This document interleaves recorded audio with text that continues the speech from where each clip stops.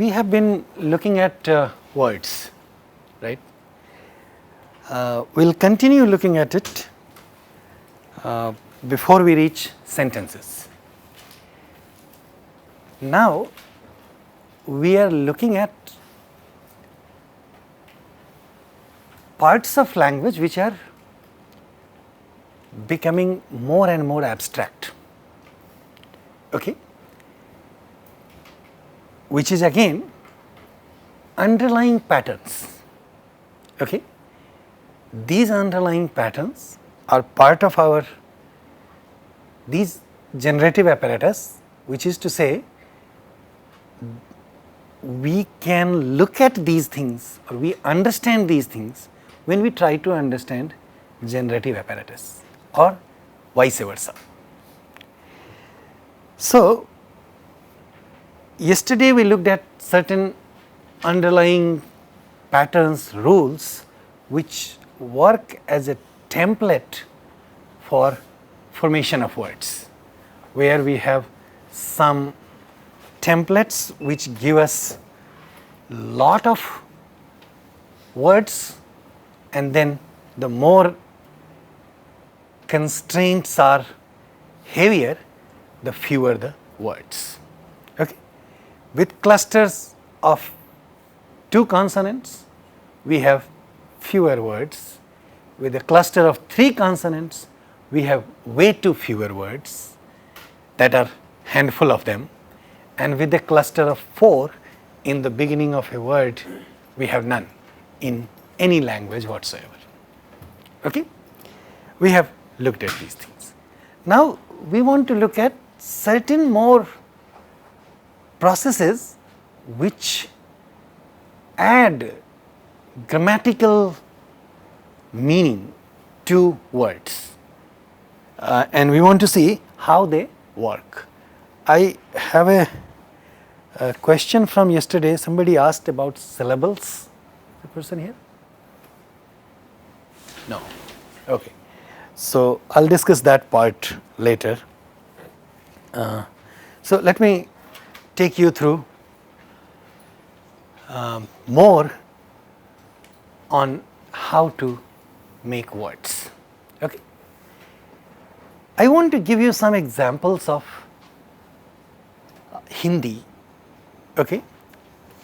And at the same time, while I am discussing these examples, I want you to look at languages that you speak, okay? And see how such rules are going to apply in those languages. Keep in mind, these rules are not going to apply verbatim, okay? However, once you see the underlying pattern of these rules, they will help you understand underlying patterns of rules in the languages that you speak.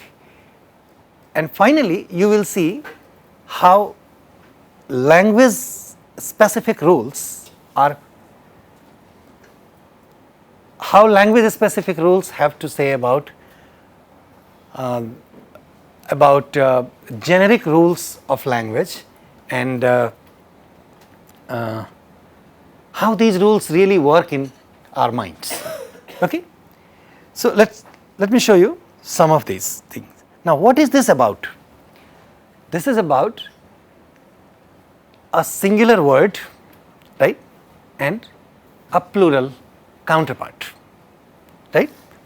Everybody knows about singular and plural counterparts, right? So, how do we make plurals in languages in general? Now, the basic point is every language will have plural counterparts of singular nouns, okay? We have nouns that we make that become plural, and I am going to kind of rush through these things. I am not taking you through every single step, okay? I am going to show you, like I said, I am going to show you some of these from Hindi, and then I want you to apply them to English and to more specifically to your languages, right? Have you heard these words before? Even some people who may not be speaking Hindi, have you heard these words before? Right? And you have heard their plural counterparts as well. If we speak Hindi, we use these words quite often, and these are just few examples. So what's going on in this singular and plural counterpart? How is it working? How is this working? We add another sound at the end of the word. Sorry? We add another sound at the end of the word to all the words. We add another sound in the word, At the end of the word. at the end of it. Do we just add, or do we do something else too? So if we have two words, one is, let's say, gamala, right, or kamara, and the plural is kamare. Are we simply adding a sound to the end of the word, or we are doing something else with that? We are removing one, and only then we are adding the other one. See this thing? So if someone looks at the word kamade, right, and you try to tell them, do you see the end of this word? And the marker at the end of the word is actually plural marker that we have added, right? This is one way to describe. But why should anybody believe you? If I am not a speaker of Hindi, I would simply say, look, this word sounds like just one word to me. Why should I believe you that the sound A at the end of this word is an addition of a sound? Do you understand my question? Why should we believe that this is an addition of a sound? This looks like a word to me, right? Because it is happening with every word. No, not necessarily. How is it happening with the other word? I have given you only 4 of them here, and it's not happening with even 4 of them. A majority of the words. Not necessarily. That I can tell you for sure. Not necessarily it happens with every single word. Now, before we go to that, let's focus on my question that I asked you. You understand the question? The question is, why should I believe that something has been added to the word? It looks like just one word to me. How will you convince someone that something has been added to it? Then the answer to that question is, we need to look at the singular counterpart, right? And then you can show systematically that the sound A is dropped, right? And only then, in place of that, there is another sound, right? And on the top of that, this addition of a sound has a meaning. Do you see? If I simply write a word, write a sound, let's say A, okay, or A, do these sounds have any meaning? Without looking at these words, do they have any meaning? No, right? But when they are added to a word, they have a meaning. Understand this? When they are added to a word, they have a meaning. There are names for these categories, but without those names, let me go ahead and talk about them. What's the meaning of this sound in this word? In these words, the meaning of this sound is what? Singular. The meaning of this sound is plural. Now everybody understands what singular is and what a plural is, right? Now see how when we are learning languages or a language or language itself, how language specific rules get triggered with the input. So once again, to remind you about the things that I have promised you, that I'll keep reminding you time to time, that when a child is learning a language, the child comes across with the words like kamara and kamare, and nobody tells them, or at least at the time when this input is coming to the child, child is not in a position or at the age to be told these things, that look, that you see at the end of it is a singular marker. A at the end of another word is a plural marker. Do you agree with me? It's difficult for us to see these things even now, right? So much so that we have to put these things in colors to see them clearly, right? So it's not possible for anyone to tell a child or for a child to see these things. However, what a child is figuring out, or the mind is figuring out by itself, is these things. Okay? There is absolutely no confusion in the mind of a child after the child has acquired the language that this is the plural formation pattern. See this thing? This is why, if I, without giving you this thing, if I ask you, can you write down in 5 minutes the plural formation rules of Telugu or Tamil? Take 20 nouns and see how nouns are changing in plural, and give me a rule or summary of rule or a set of rules which will apply to all the nouns across the board. A, it could not be done in 5 minutes, and B, it's very difficult to figure those things out. However, you know every single noun of your language, and you also know the underlying plural formation pattern of every single word of your language. That consists of knowledge of language, and then on the other side, it confirms that when we acquire language, these are the underlying rules of principles and parameters which are part of universal grammar that are getting triggered by language specific inputs. Okay? Now, what are such rules?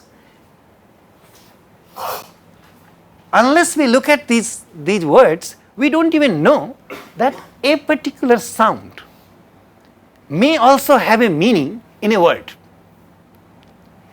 A particular sound may not have an independent meaning elsewhere, that is outside of a word, but in a word it may have a specific meaning.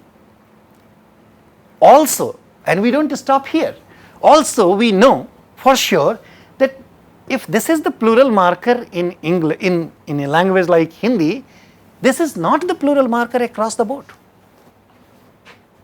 This is a plural marker in only some words, right? For example, if you see word number 3, what's the word? And what's the plural marker? So plural of pani remains pani. Nobody has any confusion of that. Now, not only the plural form remains the same, but we know that the plural marker is 0, no plural. Now, someone can argue, someone can tell you there are descriptive grammars given to us which describe things like every a ending word will change to a. How many of you have taken Hindi classes? Anybody? Some of you at least, very nice. Were you told about plural formation rules? What were you told? Any idea? Others? Right. Words and rules. Words and their plural forms. Words and their plural forms. So, you were given every single word and their plural rules. Do you see the problem with that? At least now, if you are learning a language like Hindi, or I am learning a language like Telugu or Malayalam, how many words can I learn? What's the length of a semester? 40 hours, right?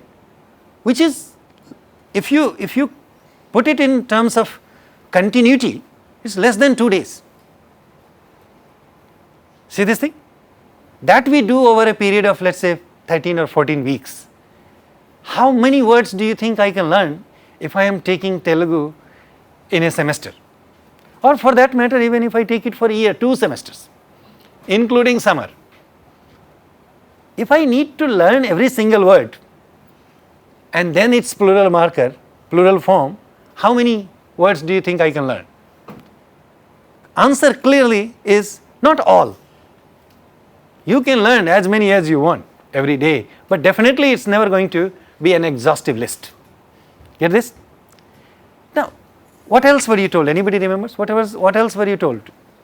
He is admitting that we were given certain words and its plural forms. Were you also told about the rule underlying it? No. So somebody was given, let's say, a word like kamada and told the plural is kamade, right? Something like this. Anybody else?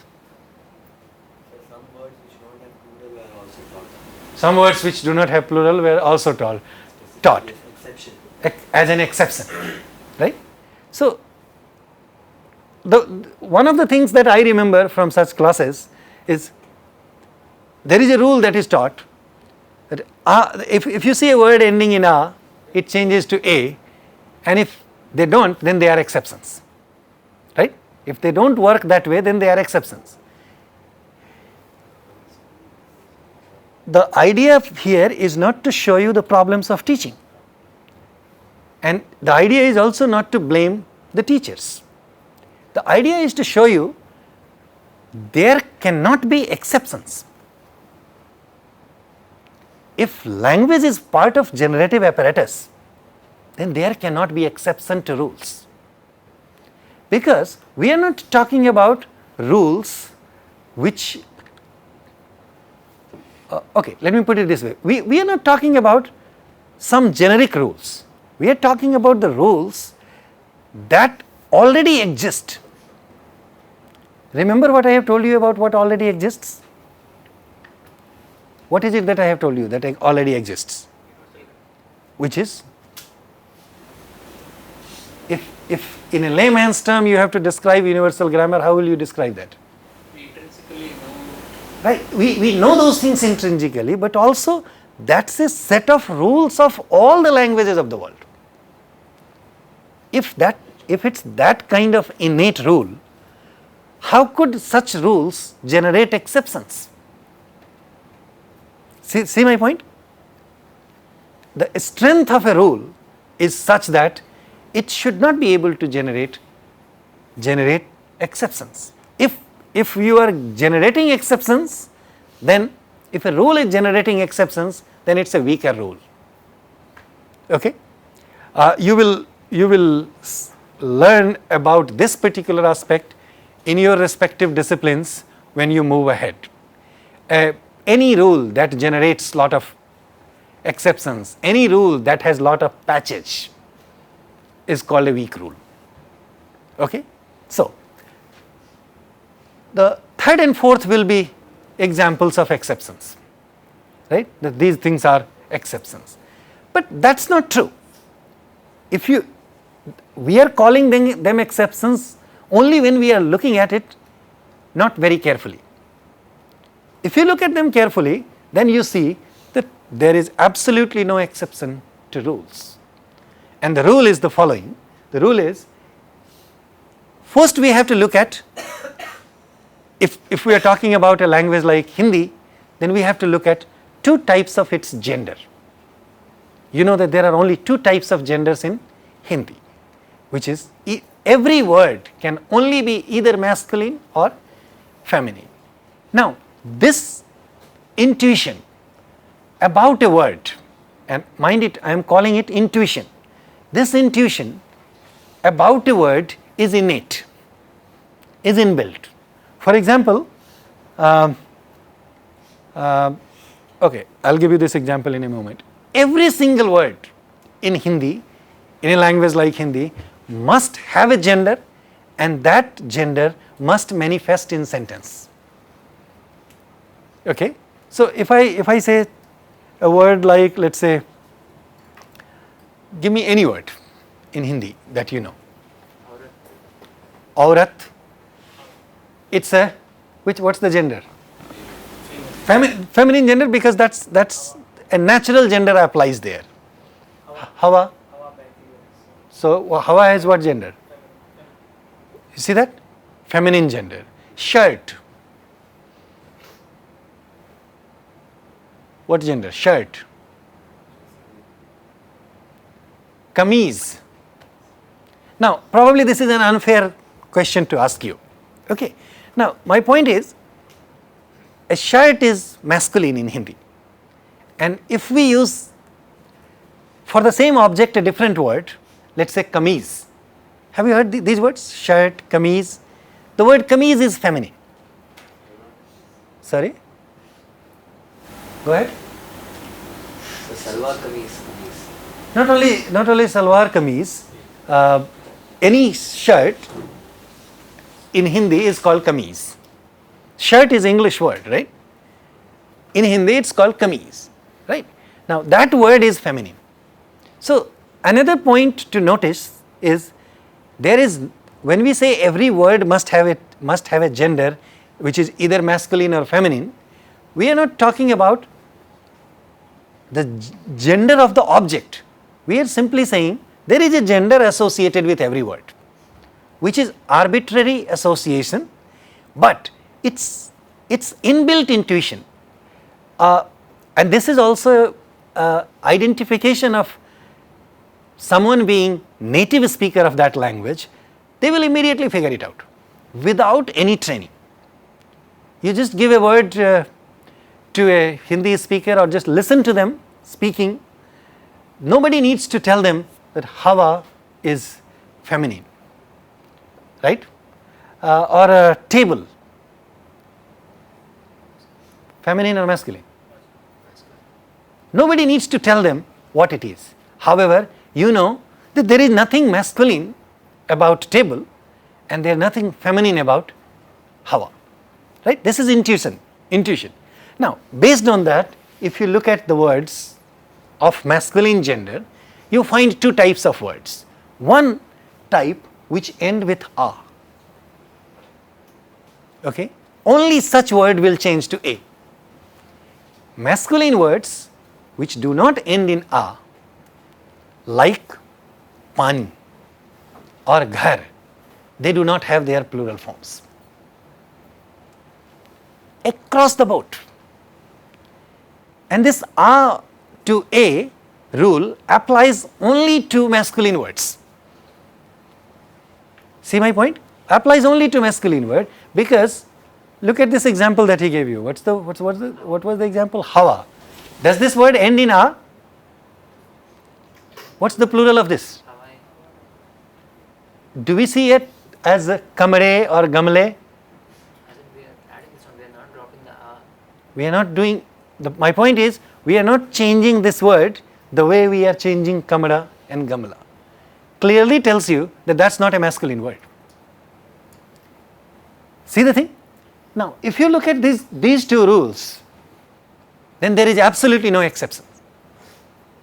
Similarly, if you look at feminine nouns of Hindi, okay, there are only going to be two types of feminine nouns. One that ends in long E. Am I making sense to you? We don't need to learn Hindi, or we don't need to look at it. I am only trying to show you the underlying pattern, right? Words that end in long E, such as ladki or gadi, and the words that do not end with long E. There are only two categories. Either they end with long E or they don't end with long E. If we are talking about masculine nouns, either they end in a or they don't end in a. Please pay attention to the second part.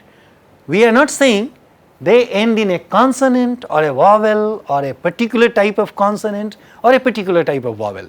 Nothing of that sort. We are only saying one type of masculine noun ending with a and the other type not ending in a. One type of feminine noun ending in E, that's a long vowel, and the other type not ending with E. And so that way we get four-way classification, and for each type there is a specific rule. And then that rule does not generate any exception. Okay? So, a word like Hawa will fit where? Sorry? Feminine noun which doesn't end with long E, right? And similarly, if there is a word which ends in long E, okay? Imagine there is a word which ends in long E, but it's not a feminine word. Okay? Which is, if it is not a feminine word, then it's going to be masculine. So can you give any, can you think of an example of such word? Pani.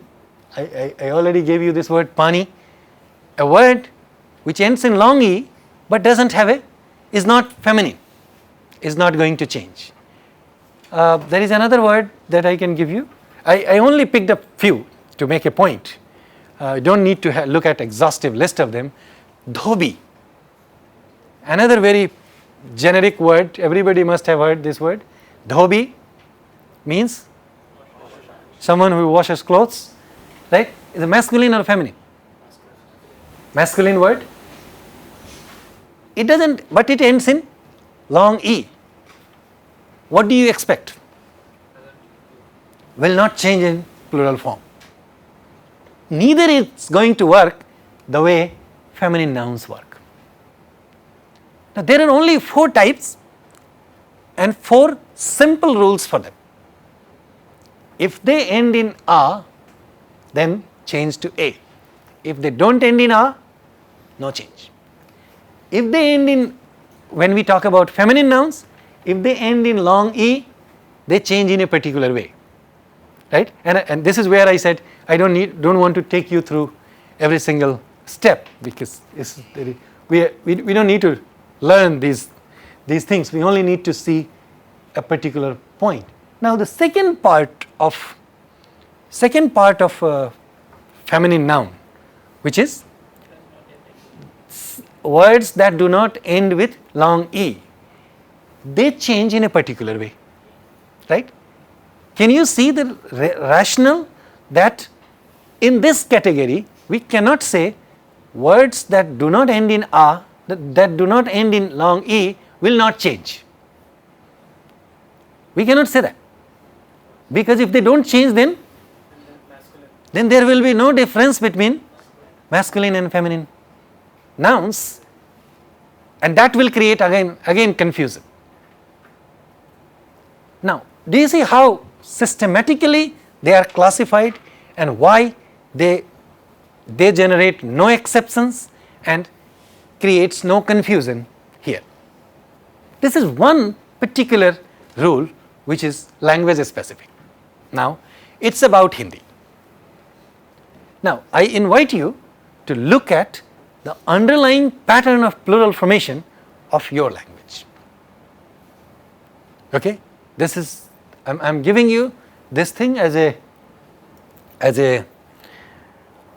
assignment, which is optional assignment. You don't have to submit it.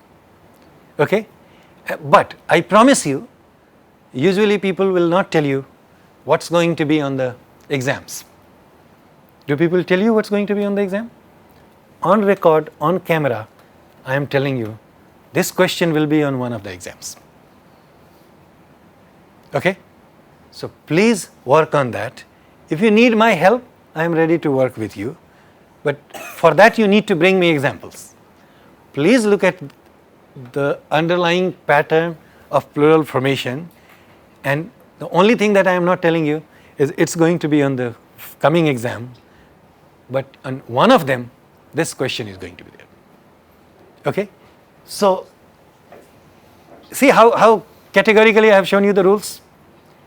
Now I had a plan to show you rules of at least one more language, which is English, but I leave that for you to figure that out also, because English is one language which everybody has studied, which everybody has learned as second language. Or I remember some of you telling me you started learning English in kindergarten, right? Remember A for apple and B for boy? You haven't forgotten that yet. How did you learn plural formation? I just want you to think about that and then tell me how it works. So what's the question again? As in, you want us to do the same thing for English? I want you to do this definitely for English and tell me how it works. And also I want you to do for the language that you speak, which is language that you grew up with. Mother tongue. Take some examples and see the plural pattern of that language. Okay, that will be one application of something that you are learning. I am not going to give you such assignments every now and then because we are going to move very fast and it's difficult in a semester, in a short period of class, for me to tell you to apply every rule to your language. However, you will get a taste of how it works when you are asked to look at your own language. If your own language looks difficult to you, just look at the language of your neighbor and see how it works. By neighbor, I mean if you speak Tamil and Tamil sounds difficult, you can look at Malayalam or Kannada or Telugu, whatever you like. But everybody is definitely going to look at English. And I also ask you, feel free to consult any internet, any library, any resource at your disposal, people that you know, teachers you may have interacted with. Just feel free to interact with anything, consult anything, but please do work on this thing. Get my point? All right. Now this was just one underlying rules that languages operate with, and I wanted you to see. Any questions so far before I move? Any confusion about what I have just described, what you need to do? No? No? So you promise that you will do it? I don't see commitment in your promise. Go ahead. Sir, are there no exceptions at all in any language when it comes to this? Yes. And why am I saying so? There are rules and There are Be- exceptions. on the simple reason of me saying so, not that I know all the languages. Underlying rules of language are such that they are not supposed to generate exceptions. Suppose we still find exceptions. That simply means we haven't looked at the rule hard enough. But see, I think you asked me this question yesterday, or somebody asked me this question. Do we have first words and then do we have first sounds and then we apply them in a format and get words? Right? Or do we have words and then we see them? Either way, the point is we have rules. And if we haven't come up with a rule of this type, I have given you a rule which I am convinced that there is no exception. I want you as a Hindi speaker, whether you speak Hindi or not, I want you to find one single example which doesn't work this way, which forms exception to this four-way categorization and these rules. What about the times when we use plurals that end with O? Such as? Suppose Kamre, Kamra, Kamro. Kamro is not plural. Kamro is not plural. I mean, it's a plural, but it has something else on it. Now, I don't want to start in the class with you here. However, you are right. That's a very genuine question, very genuine concern. Kamro has more than plural. And if you are interested in this, look at some materials. What you will find is people use this word kamro only when there is something following it, which is called a postposition. Right? Like kamro mein or kamro ke bahar. We never use this word kamro or kamro without a postposition. So it's the effect of the following postposition on the previous word which turns it into kamro. In that case, we don't discuss words as masculine? For plurals, yes. No. लड़कियों, कमरों, हवाओं, धोबियों, all of them work the same way. So that's something more than singular, plural, masculine, feminine. That's all I can tell you. About plurals and singulars, only what I have told you. Are you convinced that kamaro is something else? Yeah, sure. Okay. So that's a different. Because that rule is not found in my language. Exactly. Very true.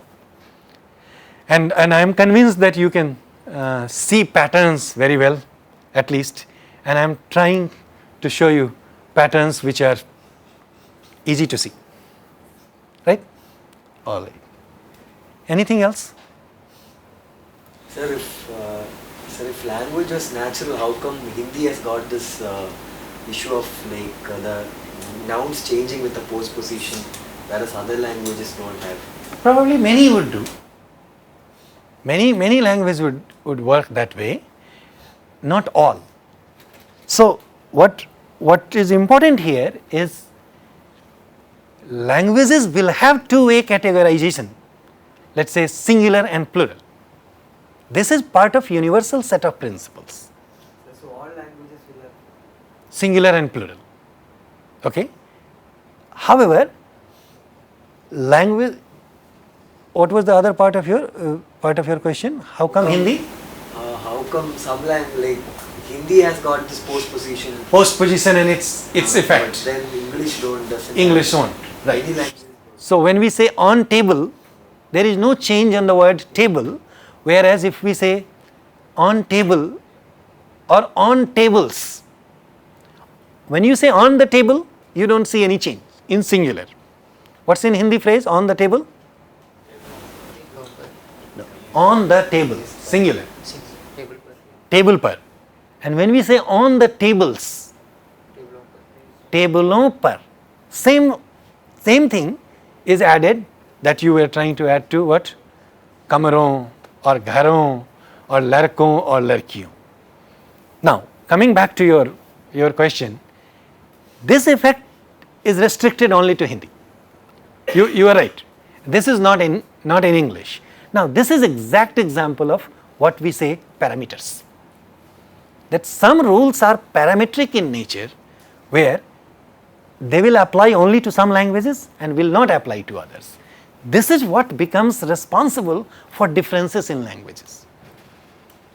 Right? Otherwise, if there were no parameters, take it this way, if there were no parameters, then we will end up with one language. See this thing? This is why both together, principles and parameters, help us understand what we say language, the underlying rules of language. We won't be able to see underlying rules of language only with the help of principles. We need to see that also with parameters. Making sense? Okay. Now, one more thing which I discussed with you yesterday, which is important for word formation rules, and then we move ahead in remaining few minutes. Okay. Now, are you familiar with these words? I thought you will be familiar with lot of them, therefore I haven't even added meanings to these words. Anybody who is not familiar with all the words? So what are the words? Can you read them?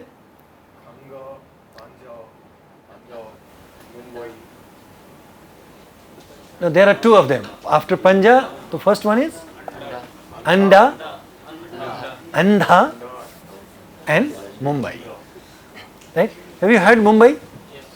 Everybody? Andha? Andha means a blind man or blind. Anda? Heard this one? Panja? It means palm. Panja means a palm. I should have given meaning of these things, but nonetheless I can tell you that. And Kangha is a comb with which we set our hair. Right? Now, I want to show you something else. That is, I have shown you a rule which is a morphological rule where we add something to the word and they give a new grammatical meaning, which is plurals. Right? Now I'm trying to show you something which happens word internally. Okay? This rule works internal to word. All right? To wind up the story of word and move to sentence, I need to wind this up. Now, remember the story of clusters? What was the story of cluster? Two consonant sounds will form a cluster. In which way? One will lose, the first one will lose its vowel quality and then form the cluster. True? Now, if we apply the same thing to the clusters where a nasal sound is a part of the clusters. Okay? The first consonant happens to be a nasal sound. Are you with me? First consonant happens to be a nasal sound. Then, how does it work? If you see the first one, what's the sound which is following the nasal? Gha. Which is, what's the place of articulation of this? Gha. Back, of course. Which one? Velam. Right? The next one? Ja. What's the place of articulation for that? Palate. Right? The next one is da. Da. It's a retroflex sound, right? In our language, it's a retroflex. And then the next one, da, a dental, right? And the next one is ba, which is bilabial. Do you see the example of all the five places of articulation in these words? Now, in each of these words, the first sound is a nasal. That is, in each of these clusters, the first consonant of that cluster is a nasal sound. Right? Now, the way it works is, if the following consonant is a labial, then the nasal is also labial. If the following consonant is dental, then the nasal is also dental. Okay? If the following consonant is a retroflex one, the nasal is also retroflex. If the following consonant is palatal, the nasal is palatal. And if the following consonant is velar, then the nasal is velar. So, in a word like kangha, right? Kangha, do you hear a nasal sound? Where do you hear this nasal sound? Right before gha, right? Now, what if we need to talk about it, which type of nasal is this? Right? This can only be a velar nasal. And how do we know that this is a velar nasal? Because the following sound is a velar one. In the second one, it can only be palatal nasal, because the following sound is palatal, and likewise in all of them. Now, besides being little bit fancy and interesting, what does this tell us? That if there are two sounds forming cluster and the first one is nasal, right? That nasal and the following consonant must share same place of articulation. A nasal from a different place of articulation and the following consonant from a different place of articulation will not be allowed. Okay? Which means, in a word like, let's say, Mumbai, in a word like Mumbai, we have ma and ba. This consonant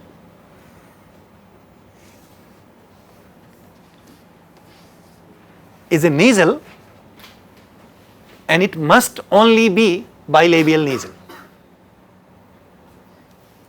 In other words,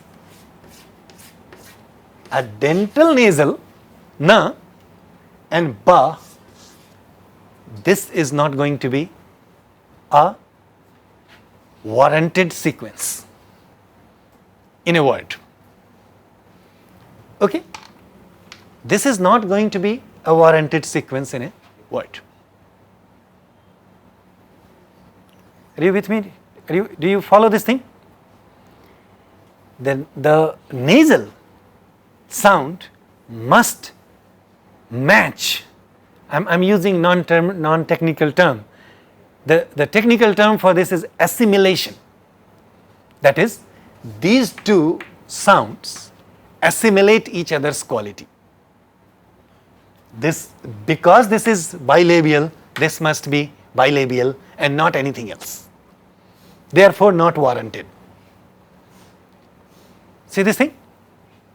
Now, the examples that you see on screen, these examples are from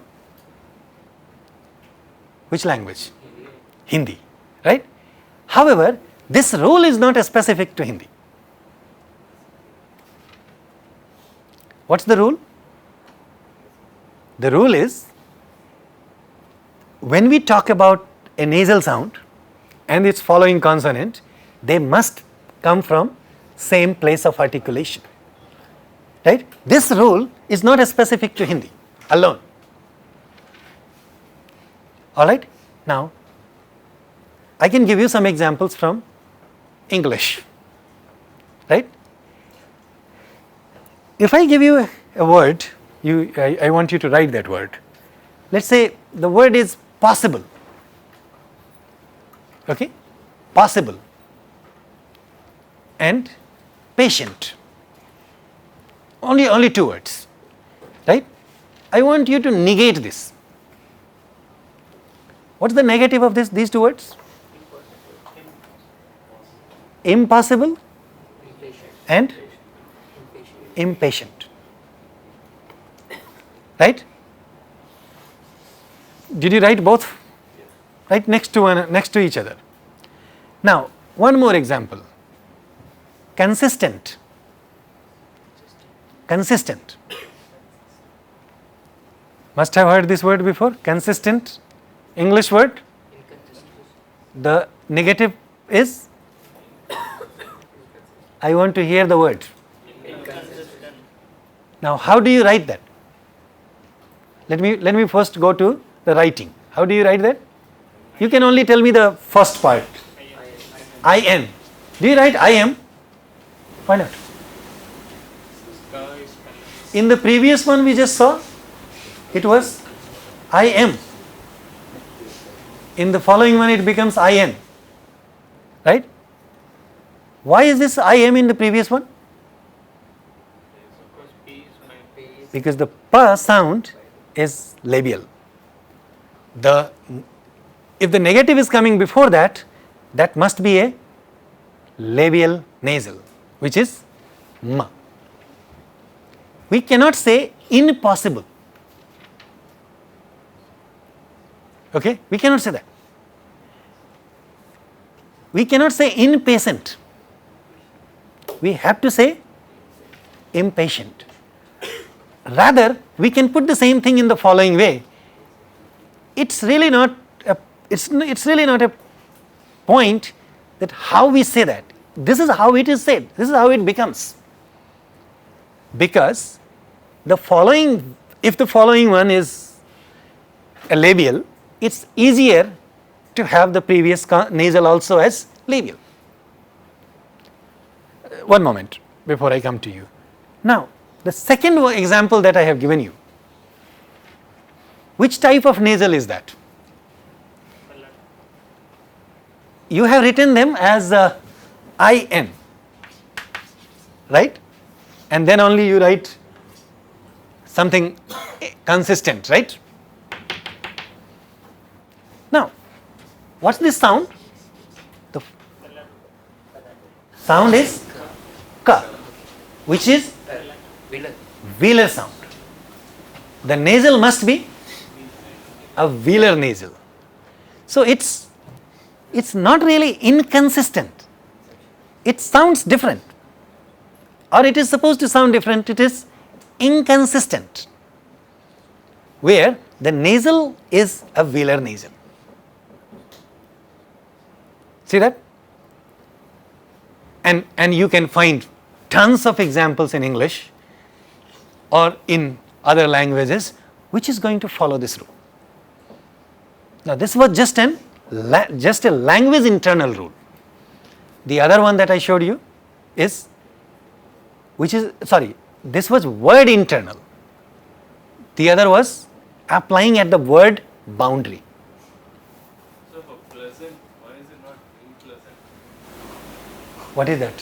For pleasant, it's unpleasant when you. Well, then it's a different thing. You are absolutely right. Let me first say that. Now, why am I saying that's a different thing? Is I am saying the following: if it must be nasal, then it has to be this way. Okay? Now, un is a different kind of prefix, which now then to understand that, we need to look at negative prefixes in English, and then we will be looking at language specific rules of English, right, which will fall in a different domain. Now, I am not taking a shortcut, I am not trying to avoid that thing, I am only trying to show you that there are some rules which may not be which may not be part of principle. This assimilation of nasals is a principle which works across language, right? So we are looking at word internal and things at word boundary. We are looking at rules that may not really change the meaning of a word if we are looking at Hindi, and we have looked at some Hindi examples where some addition to the word changes the meaning of the words. But these are the rules which help us understand structure of words, right? Likewise, we are going to see tomorrow rules that are going to be underlying but significant in formation of sentences. Okay? And then we will come to, once we understand such rules from sentences, with that we will conclude the story of sounds, words and sentences. And then I will take you to see more generic principles of language that apply across the board. Okay? Thank you.